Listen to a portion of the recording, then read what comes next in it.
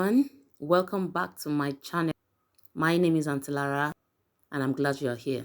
And in this lesson, we are going to be practicing some questions in preparation for the upcoming Jamb examination.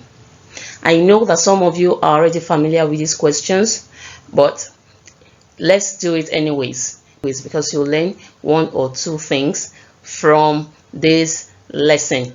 So I'm going to be sharing with us some questions. Because of time constraints, I'm going to divide this lesson into three.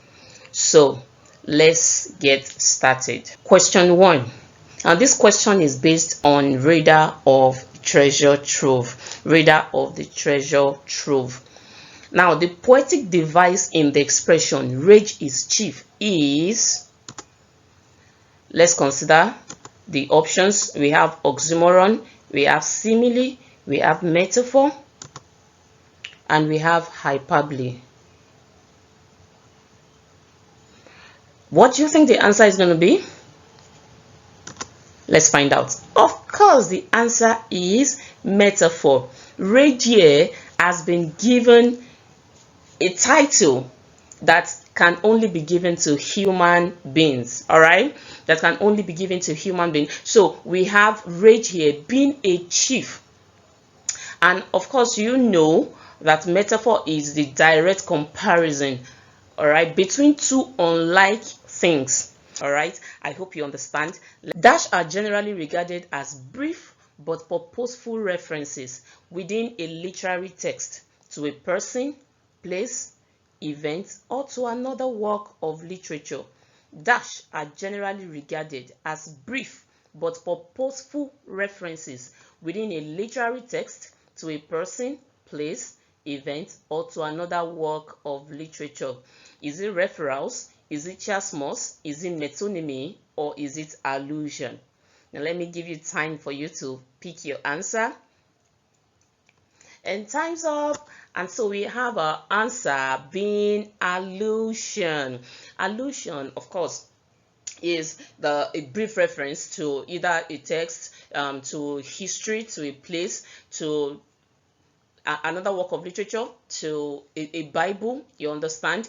All right, so and we say, and the question here is asking us what is regarded as brief but purposeful reference. So that's when you're making a statement and then you leave what you're saying, and then to buttress or to make the other person understand it better, you pick another thing that is different, but just so that that thing can help the other person to understand it better, you are making allusion. Now, if I say that Tolani is a Thomas, I'm not literally saying that Tolani, being a girl, is also named by her mother as Thomas. No.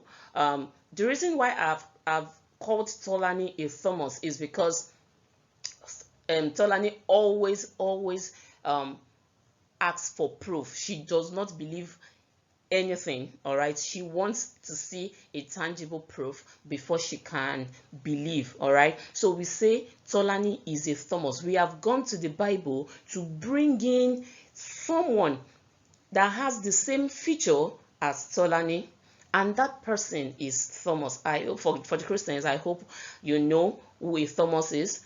That disciple who wanted to see, who didn't believe that Jesus has risen and wanted to see until Jesus showed him the marks on his hand. All right, so that is allusion. For question 3, be him English, be him African, be him Nigerian. The lines above are an example of, let's see, epigram, anaphora, epitaph, tautology. What do you think the answer is going to be? Let me give you some seconds to write down your answer. And the answer is anaphora. Anaphora. Now, anaphora is repetition of words or phrases at the beginning of successive lines and sentences in order to create an artistic effect.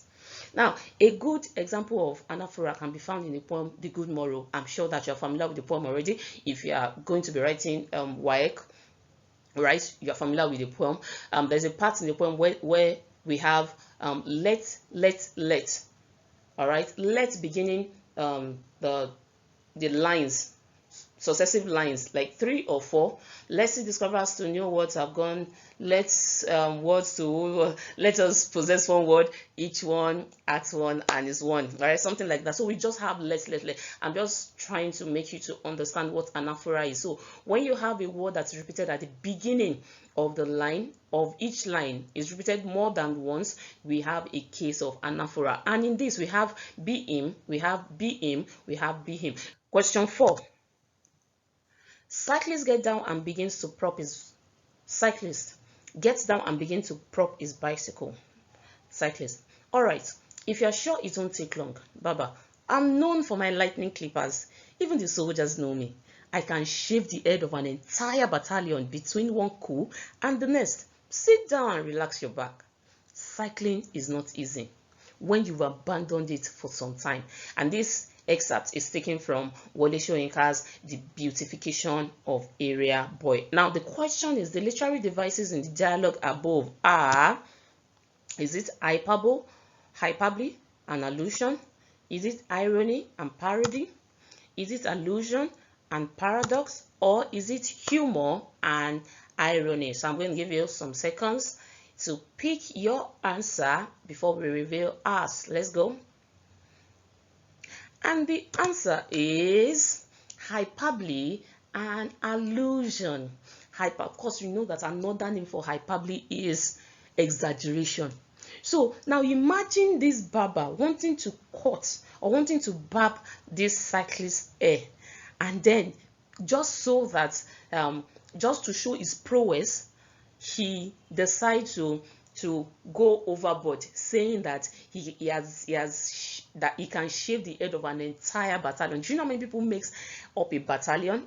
That he can shave the head of an entire battalion between one coup and the other. So we have like batches of battalions, all right? And so that is just to let the cyclists know that it is something that he's been doing for quite some time and is very good at it and equally fast. And of course, the allusion is the reference towards to soldier, to military. Do we understand? To question 5. And a structural arrangement of units of composition by which one element of equal importance with another is similarly placed is called. Now take the question again. A structural arrangement of units of composition by which one element of equal importance with another, one element of equal importance with another is similarly placed is called. Is it repetition? Is it paradox? Is it refrain? Is it parallelism? Let's go. Write down your answer and let's reveal ours. So the answer is D. Now parallelism refers to similar phrases, sentences, or expression of sharp contrast. Now let's consider this. Without women, men will survive, and without men, women will survive. In this case, you have said the same thing in different ways. All right, so parallelism has to do with the same structural arrangement. You have phrases, you have two phrases saying the same thing. Move to the next. Question 6. This question is based on second-class citizen. She swallowed it all, just like a nasty pill. The literary device employed here is, I'm sure that this is straightforward, so we're not even going to waste our time. I'm sure that your answer is as good as mine, which is what? Simile. And why is it simile? Because we have like. Note that the significant feature of simile is that it will have as or like. Now also note that there is every probability that you will not see as or you will not see like. But when you see as though, as if, all right, don't say, oh, because this is not as or this is not like. When you see words like or phrases like as though, as if, please, it is still simile. So it doesn't really restrict it to as or like. The next question: a story with elements that have both literal and figurative meaning is allegory, novella, fable, and epistle. What do you think the answer is? A story with elements that have both literal and figurative meanings is. All right, let's reveal our answer. And the answer is allegory. Now, whilst I was growing up, I was always going to that section in the newspaper where we have a kind of drawing. That drawing will have, when you see the drawing, you automatically know that this is who this drawing is. All right, and most times it's always talking about our politician, so you already know. And then we'll probably see the artist will now draw that figure, whoever that figure is, but you would have seen that this is the person that this artist had drawn. But the artist will now go to will now go a step further by making either the figure have a protruding stomach. Inside that stomach we can see money, we can see lots of things that connotes corruption, and probably holding the feet of the person that the artist has drawn. We have people, all right, that are malnourished, all right, malnourished, still giving out money to the one with the protruding stomach. I don't know if you understand the picture that I'm trying to paint. All right, so when you see that, you realize that, oh, this has two meanings. All right, this person is rich, but his wealth has come from corruption at the expense of the masses. So that explains this question. A story with elements that have both literal and figurative meaning is allegory. So an allegory is a work that conveys a hidden meaning, usually moral, spiritual, or political, through the use of symbolic characters and events. Gibbon was simply a difficult man. He was hated by all his neighbors and deserted by his relations. He was the first and only person to beat a policeman in the entire village. He also had 10 cases instituted against him for either stealing or violating the rights of others. He had no regard for drudgery or normal conduct. No lover of peace or order could be his friend. It is not surprising that his death elicited jubilation rather than mourning. This excerpt has just told us about a man that likes war more than peace. He's not a man of peace. He's a man of fire. He's a man of war. Okay, so the plot of the novel is it linear? Is it cyclical? Is it chronological? Or is it convoluted? Of course, we know that it's linear. It has introduced a man, all right, and what that man does. So it is linear from introduction of the man to who he is, to who other people perception is about him, and to how he died. So the next question. And this question is based on Cagebird. Now read the excerpt from the poem and answer the question. The free bird thinks of another breeze, and trade winds soft through the sciences. Now what is the effect of the trees sighing in this verse? Obviously, the answer is C, to show that the bird is carefree. We have this free bird that is without any form of restriction. He does whatever he wants. Anytime he wants it, he eats whatever food at any time he deems fit, as against the cage bird who is restricted in his cage. So the question is as straightforward as possible. So we move to the next, and that is question 10. Dramatis personae in a play refers to, basically the answer is B, list of characters. And the reason why it is B is dramatis personae is a Latin word that means persons of the play. Persons of the play. So when you see dramatis personae, we are talking about the people that makes up the characters that makes up the play. All right, so question 11. The question is based on the song of the women of my land. Now you have to use the excerpt to answer questions. To answer this question, they sang in the following field about their lives. songs of how they plowed the terrain of their landscape, for memories of lyrics lost in the vast void of time.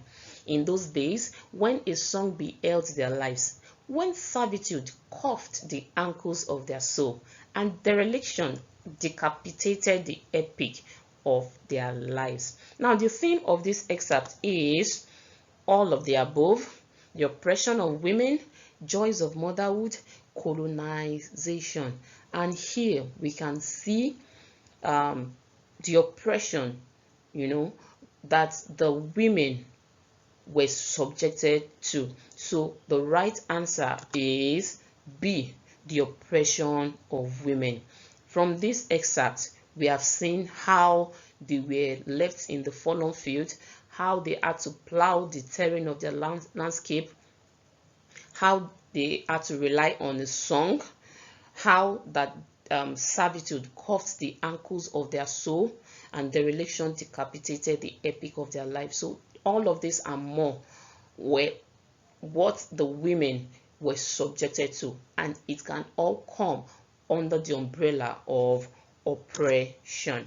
Now, a trilogy is the set of 3 one-act drama written by related author, series of related stories divided into 3 equal parts, sequence of 3 plays written by the same author, collection of 3 poems of equal length.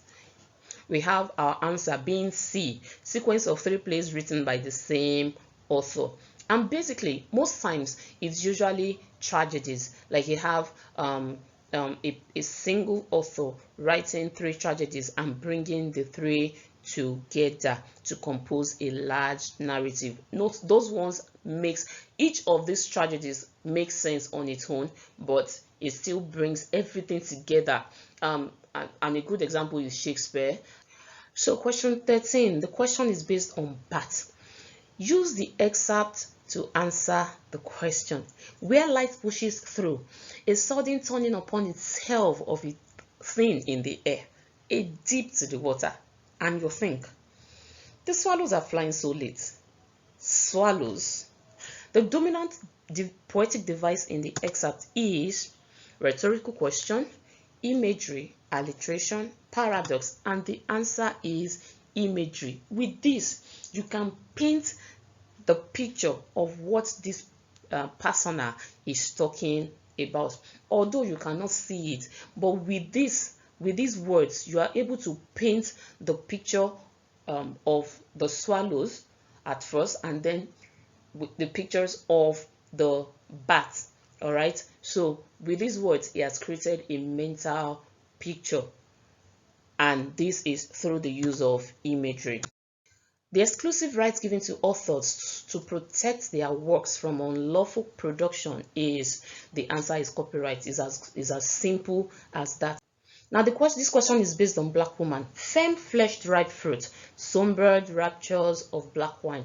Now the dominant imagery used above is it visual, is it olfactory, is it gustatory, is it tactile? I'm sure that by now you already know those types of imagery that we have in literature.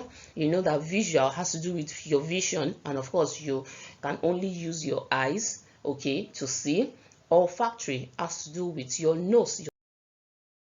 Gustatory has to do with the taste, that's your tongue, and tactile has to do with the touch. All right, so looking at this, now let's go back to this question. Firm fleshed ripe, now it's ripe, firm fleshed ripe fruit, songbird raptures of black wine. Now what picture has these words created in your mind? Yes, you got it right. The answer is A, visual. You can visualize a ripe fruit already. You can, in fact, your mouth can start, to savor the taste with the way that the poet had put these words together. The fair breeze blew, the white foam flew, the furrow followed free. We were the first that ever burst into that silent sea. Now the question is, dominant figure of speech in the above passage is it repetition? Is it alliteration, paradox, rhyme scheme. And of course, we know what the answer is already. Let's look at it again. We have the fair breeze blew, the white foam flew, the furrow followed free. We were the first that ever burst into that silent sea. Now, what have you noticed? We have breeze blew, all right? We have repetition of the consonant sound. We have foam flew.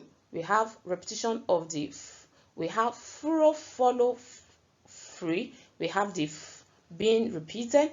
We have the and then the first that ever burst into that, we have the silent and the sea. So we have this being repeated, and of course we know that alliteration is repetition of words, repetition of consonant sound in close proximity in the line of the poem. So our answer is B. The question is based on Journey of the Magi. And running away, and wanting their liquor and women, and the night fires going out, and the lack of shelters, and the cities hostile, and the towns unfriendly. Now the question is, the dominant device in this excerpt is it metaphor, is it synecdoche, is it simile, is it paradox? What do you think the answer is? Running away, wanting their liquor and women, night fires going out, lack of shelters, the cities hostiles, the town unfriendly. Okay, so your guess is as good as mine, and the answer is synecdoche. Of course, you understand what the synecdoche is, when a part stands for a whole or a whole for a part. All right, so where can we find that? We have the cities hostile, we have the towns unfriendly. All right, now this cities hostile, meaning that you cannot have everybody, all the cities, you cannot have them being hostile to you, and you cannot have all the town being unfriendly. Obviously, they have met few people whilst on this journey, and because of those because of the attitude of these few people that they have met, they have concluded that the whole of the city is hostile to them, and the whole of the town is unfriendly, just by meeting, because it is not possible to meet everybody. But the few that they have met, they have used it to conclude that every one of them are unfriendly or hostile. Not a few of us ended our application letter like this. If you are kind enough to accommodate this humble application, sir, madam, I shall do my utmost best to render you the greatest service which it is at my disposition to your best satisfactory. Yours obediently, servant. Yet, without English, you had no education fit for a white-collar job. This excerpt is taken from the Gay Boys, and the question is that the tone of the passage is it melancholic, ironic, harsh, or derisive? And your answer is as good as mine. The answer is D. And derisive simply means to ridicule or scorn, which is clearly obvious in this excerpt. So let's go to the next one. The question is based on Riddle of the Treasure Trove. As you think, so you feel. Watch your mind. Rage set sail, can ruin lag far behind. I'll fling roses wherever I birth. My destination is heaven on earth. The rhyme scheme in the excerpt above is. Now, before we look at the options, let us. I'm sure that you already know what rhyme scheme is. Now, rhyme scheme has to do with the words that end the lines of the poem. So we have mind, we have behind. Mind and behind rhymes. So you are going to start with A.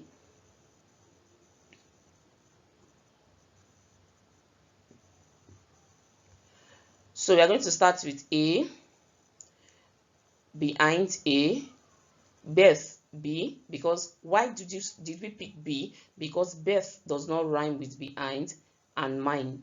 So if you have more words that ends with "eind," you still tag them as A. But in the case where the word changes, you are going to give it a B. So we have B here, birth, and we have S here, so B. So now what do you think the answer is going to be? A, B, B. A B A B, A A A A, A B B A, and the answer is A. Don't panic, be calm. If you are somehow upset, try to regain your composure.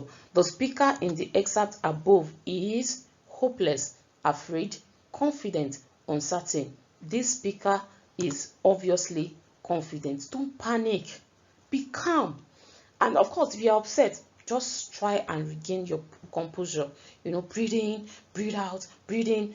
This speaker does not have any worry in this word, okay? And so he's trying to encourage another person to always be calm, all right? Always be confident. In the novel Wuthering Heights, the orphan whose origin is not known is, I'm sure that you already know who the orphan is, and the answer is Heathcliff. I'm sure you know that Heathcliff is the boy, the gypsy boy that was found on the streets of Liverpool by Ensure and was brought into the house. An action in a play that stimulates the audience to pity a character is it props, parody, pyrrhic, or pathos? And the answer is pathos. It's a literary device that causes a feeling of pity or sympathy for a particular character, mostly in a tragic piece. I'm sure that some of you, well, maybe not for the male folks, but some of we female, we are very, very soft-hearted, so much that you watch the movie before and you are moved to tears. All right, even though what eventually befell the protagonist is justified, you feel like, oh, it shouldn't have happened, that shouldn't have happened to him. I'm like, oh, I feel very, very, very, very sorry for him. Now, when you feel that kind of sympathy towards a particular actor, especially in a tragedy, that is pathos. And some even, the atmosphere in Wuthering Heights is presented as refined and ideal, dark and ominous, cold and peaceful, grotesque and civilized. And of course, the answer is dark and ominous. That is written in plain text in the character described as the Messiah in chapter 1 is, now this has to do with second-class citizen. The character described as the Messiah in chapter 1 is it Mr. Noble, Mr. Obi, Lawyer Nweze, or Dr. Cole? I'm sure you all remember why Ada wanted to go to England by all means. It is due to how Lawyer Nweze was welcomed back to the village, Ibuza village, like a king, all because he traveled to England. And I realized that if everybody can be treating this man like this because he has traveled to England, then I must also travel to England though. This is where we're going to draw the curtain for this lesson because of the time. Now, the use of two contrasting words that are placed side by side is called oxymoron, euphemism, pun, antithesis, and the answer is oxymoron. The answer is oxymoron. This is placement of two contradictory words side by side. Now, also note that sometimes you might have a word separating it. So it might not be like side by side. You might have just a word separating it, right? No more than a word or two words separating it. It still does not change the fact that it is an oxymoron, okay? And a good example of oxymoron is a loud silence followed the principal's announcement. A loud silence followed the principal's announcement. So we are going to draw the curtain here for today. I hope that you've been able to learn one or two things, and please, apart from this, please try to go over past questions. Try to read the summary or read the recommended text again, the recommended poems. Try to read them again, and I wish you all the best in your Jamb examination. Till I come your way again in the next lesson, please like, comment, and above all, subscribe to my channel.